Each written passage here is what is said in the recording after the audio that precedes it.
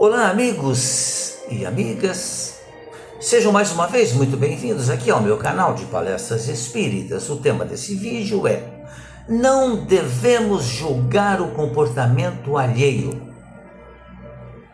Agradeço a você que está assistindo ao vídeo, se inscreveu em meu canal, compartilha os meus vídeos, deixa sempre um like quando gosta, emite uma opinião também.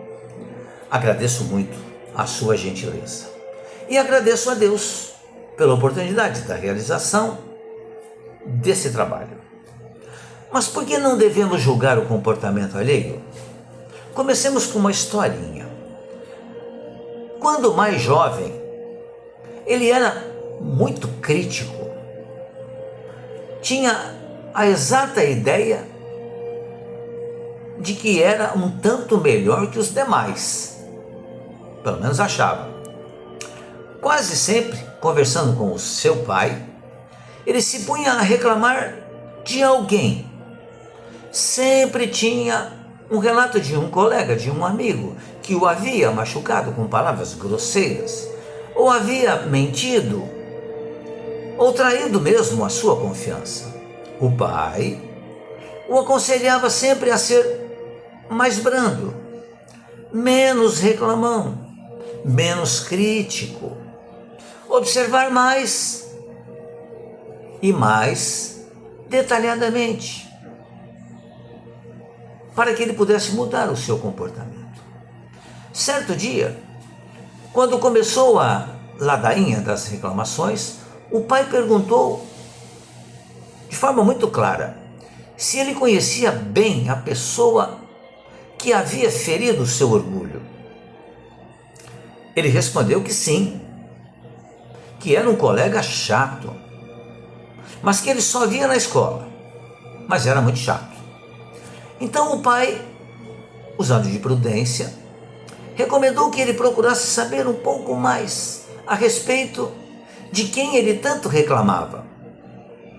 Procure saber por que ele é assim, por que ele se comporta assim. Conheça-o. Um dia em que ele foi à casa da professora para que ela pudesse dar uma explicação adicional sobre um problema escolar que ele tinha. Ele encontrou a professora no portão de saída. A professora, gentilmente, atendeu ao convite, mas disse a ele que tinha um compromisso. Pediu a ele para que a acompanhasse, porque ele estava se dirigindo a uma casa muito perto da dela, com o objetivo de visitar uma pessoa enferma, estava doente. Entraram na casa.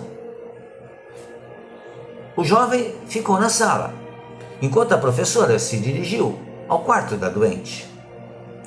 A professora levou-lhe algumas bolachinhas para tomar uma espécie de um chá da tarde. Depois de alguns minutos, ele sozinho na sala, ele viu um garoto entrar, cabisbaixo. Era exatamente o seu colega chato, ou que ele julgava chato. Então ele soube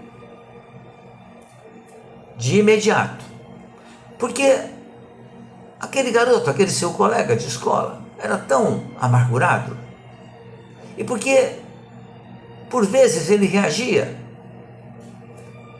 com tanto mau humor, com tanta até falta de educação.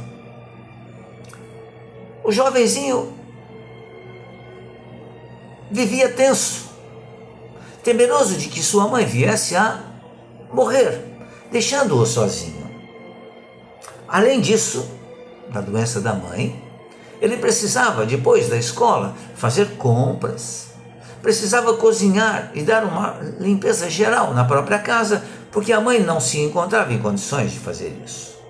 Estava então aquele colega muito chato, sobrecarregado, e ainda com pouca idade.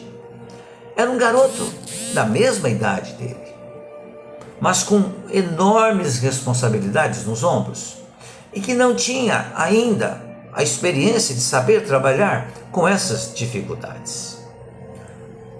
Não que isso o pudesse desculpar de ser muitas vezes grosseiro, muitas vezes rude, muitas vezes magoar quem quer que seja.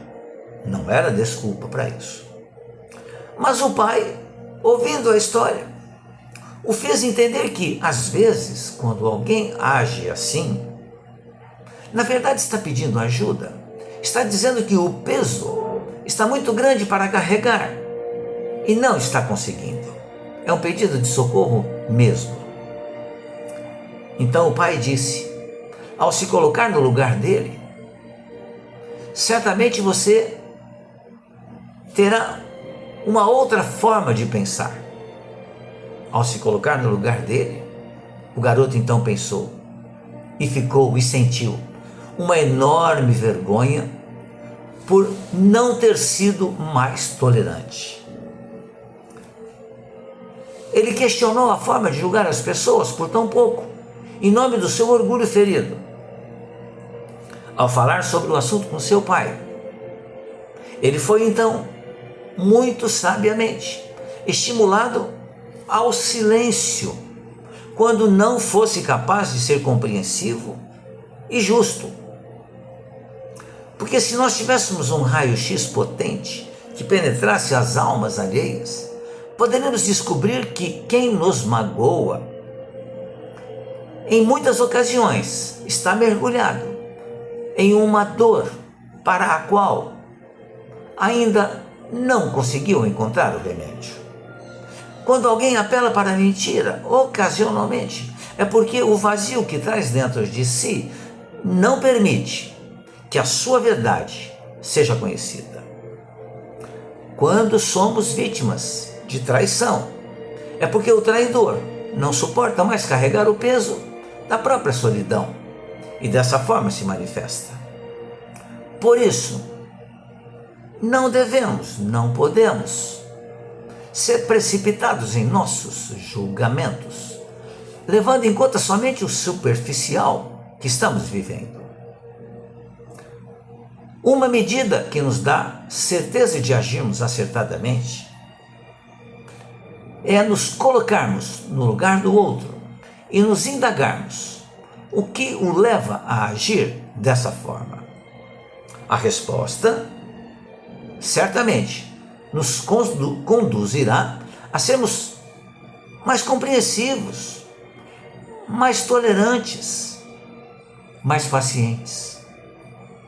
Sejamos nós aqueles que corrigimos nossos comportamentos inadequados, primando pela gentileza e bondade.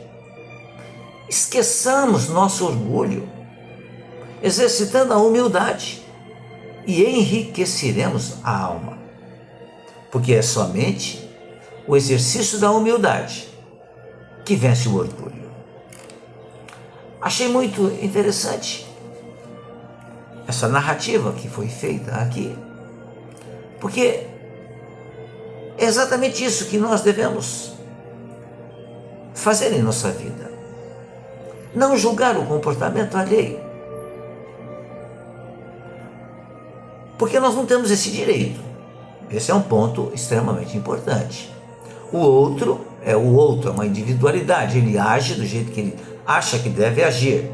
Nós devemos nos preocupar com o nosso comportamento. Esse sim é nossa preocupação. E será sempre nossa preocupação. Porque eu prestarei contas para mim mesmo dos atos que eu tenho feito. Então, julgar o comportamento alheio, que é uma prática muito comum em nossa sociedade, é algo que deveríamos certamente evitar de fazer, porque nós não sabemos o que vai no coração do outro, o que vai na mente do outro, como é a vida do outro, porque cada um de nós tem uma vida. Muito embora sejamos todos irmãos, espiritualmente falando, porque Deus é o Pai de todos nós, nós somos individualidades E cada um de nós se encontra em um momento de evolução moral e intelectual. Por isso, julgar o outro é sempre um erro. E quase sempre a gente vai cometer injustiças fazendo esse tipo de comportamento. Então, julguemos os nossos atos e compreendamos na maneira que pudermos, que conseguirmos, o outro. Nos coloquemos no lugar do outro. É algo que dá trabalho, certamente, mas é o procedimento correto de alguém que se considera cristão. Muito obrigado mais uma vez pela atenção de todos vocês. Espero que tenha gostado do vídeo. Se gostou, deixe um like, deixe um comentário, compartilhe o vídeo e, se puder, se inscreva em meu canal do YouTube. Ficarei muito grato por isso. Muito obrigado mais uma vez pela sua atenção. Desejo que você fique bem, que você fique em paz.